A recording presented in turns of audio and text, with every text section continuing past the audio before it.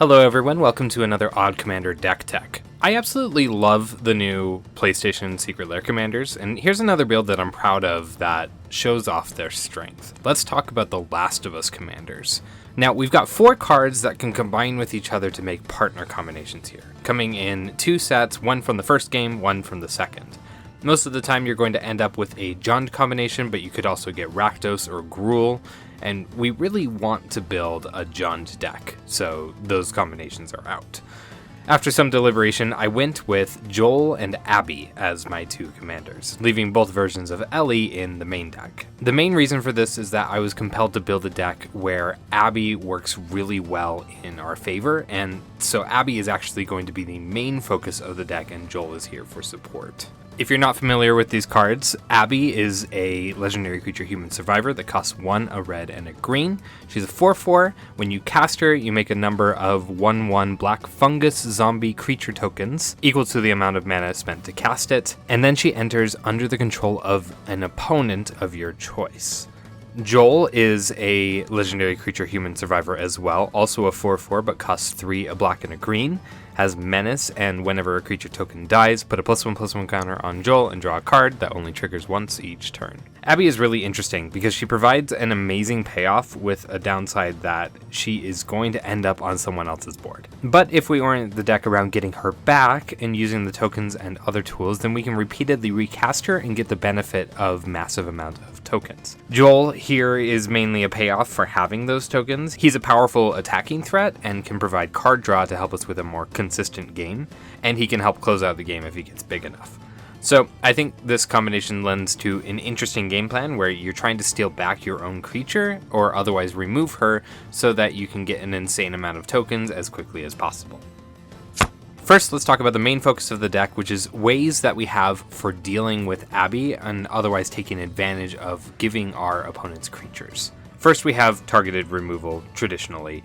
Beast Within, Doomblade, and Terminate all deal with Abby really handily. Chaos Warp is really cool in this deck because you can put Abby back in the command zone and you can still get a permanent off the top of your deck. Road to Ruin ramps us and gives us an outlet to destroy Abby with the Aftermath ability. The idea here is that removing Abby and recasting her from the command zone is going to add commander tax to her cost, which makes it so you make more zombies when she comes back. Another thing that we can do to raise her cost are cards like Feroza's Ban or Sphere of Resistance, making her and everything else cost a lot more. Core concept of this deck is that we want to be supplying the board with the creatures that they need to swing at each other while we build up our own board state. If we prevent them from casting spells as easily and not completely shut down their deck, but more kind of a stacks kind of feel, just to slow them down, then we're more likely to be able to make our deck perform. Another tool that we have is Goad. Vengeful Ancestor and Bloodthirsty Blade are both great tools for Abby to be forced to attack. If she doesn't get blocked or removed or sacrificed, we're going to make sure that she's doing damage to our opponents.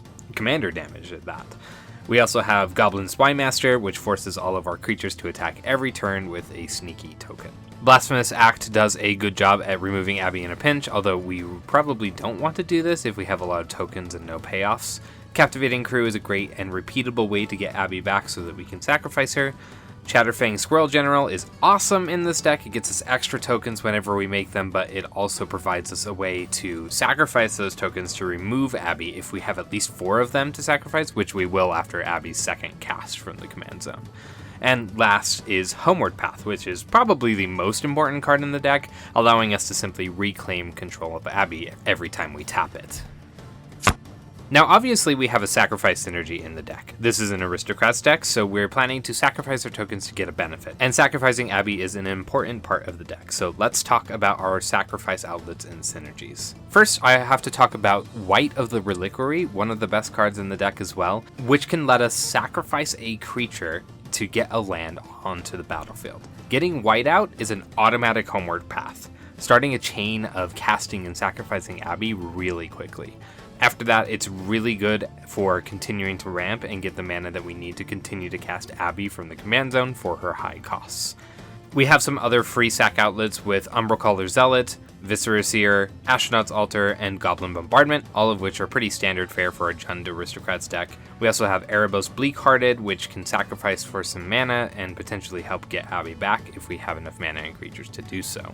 I also included Bone Shards, Eliminate the Competition, and Deadly Dispute as a couple of spells that require sacrificing a creature. The first two can destroy Abby outright. Deadly Dispute is more of a card advantage and ramp engine, but all can sacrifice her if we control her. Accursed Marauder, Fleshbag Marauder, and Gluttonous Hellkite are all ways that we can force sacrifice for our opponents. The idea here is that since we're trying to deny our opponents of their other resources on the board, whoever we give Abby is either going to want to sacrifice them or be forced to sacrifice them when we play one of these. Especially because if they're fighting for all of their resources, then they're more likely to just give us what we want. Let's talk about our payoffs. Dictate of Erebos forces other people to sacrifice whenever we sacrifice, similarly forcing others to sacrifice Abby if the need arises. Mazaret Crawl Death Priest makes our whole board bigger every time we sacrifice something. Mayhem Devil can ping our opponents. Blood Artist can drain an opponent. Mahadi Emporium Master gives us ramp every turn for every creature that died, encouraging us to sacrifice them. And of course, Pitiless Plunderer will give us a treasure with every death, which will help us recast Abby. Now, let's talk about the other token generators and their payoffs. There is some overlap with the previous sections here, but I wanted to group these cards specifically here that care about our tokens, or specifically about the zombie tokens that we're creating. First, let's address the fungus in the room. Our zombie tokens that we're generating are also fungi, which means that we can add a couple of pieces of fungi synergy. Spore Crown Thallid gives all of our fungi a buff. The Myco Tyrant gets bigger with more fungi and makes a bunch of Saprotlings for descending. And another one of the most important cards in the deck is Brightcap Badger, which makes all of our fungus and Saprotlings tap for mana and makes more Saprotlings every turn. This is insanely effective with Abby, and the combination of these two makes it really easy to cast Abby again. It's kind of like a budget food chain combo. We also have Insidious Roots, which will similarly give our tokens the ability to tap for mana, although importantly, they can tap for any color, while Brightcap Badger only lets them tap for green. As good as Abby is at making tokens, we should have some redundancy in the deck with other token generators.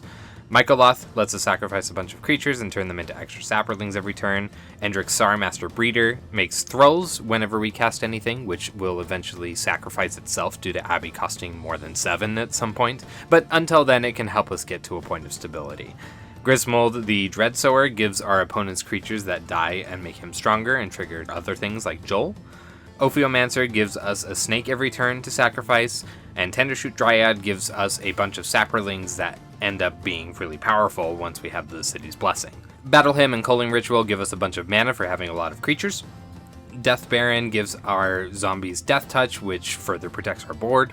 Idol of Oblivion and Skull Clamp provide us ways to get card draw from our token generation.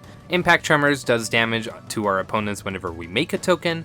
Mirkwood Bats does the same, but also does so when we sacrifice one.